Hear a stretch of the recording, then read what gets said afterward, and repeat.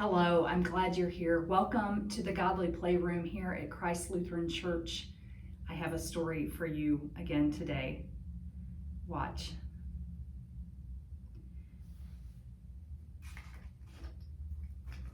So the people of God wandered in the desert for some time, and then they finally came into the promised land.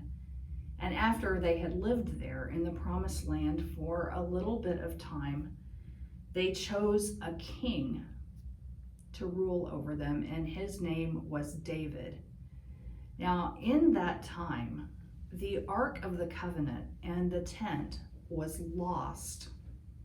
Now, King David took the city of Jerusalem from the Jebusite people, but he wanted the Ark of the Covenant to be in the city of David in Jerusalem. And so he went out and found the Ark of the Covenant where it had been lost.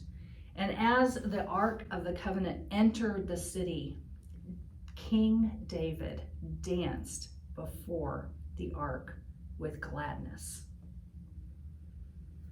Now, King David wanted to build a house for God that would be a great temple around the Ark of the Covenant.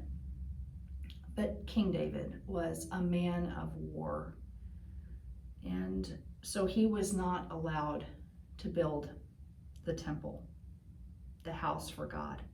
But he did unite the northern kingdom and the southern kingdom, and that was all centered on Jerusalem, the city of David. Now, King David's son, King Solomon, did get to build the temple. And the temple was built on a hill in Jerusalem with great foundations of stone. And they went to the north of the country to gather cedars from Lebanon. And as the walls began to be built,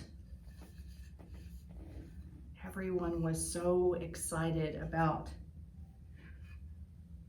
the house for God.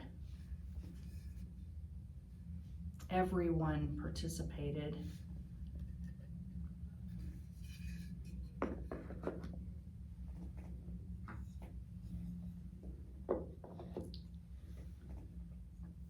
Great walls grew up, and it was not unlike the tent for God. It had a golden room called the Holy of Holies, and there they placed in it the Ark of the Covenant. And also, like the tent, it had a great table with 12 loaves of bread, one for each of the tribes of Israel. And it had a menorah, a lampstand with 7 candles, and it had an altar of incense so that the smoke would rise and remind them of God's presence on the high mountain when they received the 10 best ways to live. There were tall posts gathered from the cedars of Lebanon that rose up before the temple, and the grandest large fire for sacrifices with steps going up, and a huge bowl of water, which was the laver. And the priests were there too, still only the men, and in special clothing that would go into the temple on certain holy days. And when all of the temple had been finished, a great light filled the space, and the people knew that God's presence was among them. But Solomon said these words, "O Lord God of Israel, there is no God like thee in heaven above or on earth beneath, keeping covenant and showing steadfast love to thy servants who walk before thee with all their heart. But will God indeed dwell on earth? Behold, heaven and the highest heaven cannot contain thee. How much less this house which I have built? Yet have regard to the prayer of thy servant and to his supplication. King Solomon grew old and was wise and ruled the land with justice and mercy. And when he died, he was buried in the city of David in Jerusalem. Now, you could still visit the city of Jerusalem today, but the temple is no longer there. You see, just parts of some of the walls are still there. They were rebuilt around the time of Jesus and then once again got torn down. And so just a little bit is left, and all of the holy things have been lost, even the Ark of the Covenant.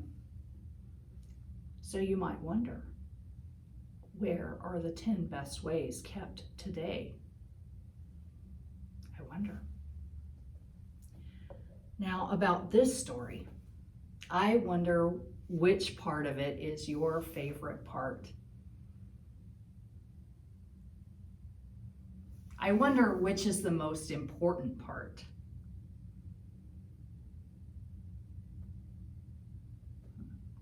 I wonder which part of this story is especially about you. And I wonder if there's anything here that we could take away and still have all that we need. Well, I invite you to join us here on this video again, or if you would like to come in person, we gather together for Godly Play on Sunday mornings at 9:15, and we invite you to join us because we'd really like to show this to you in person. We'll see you next time.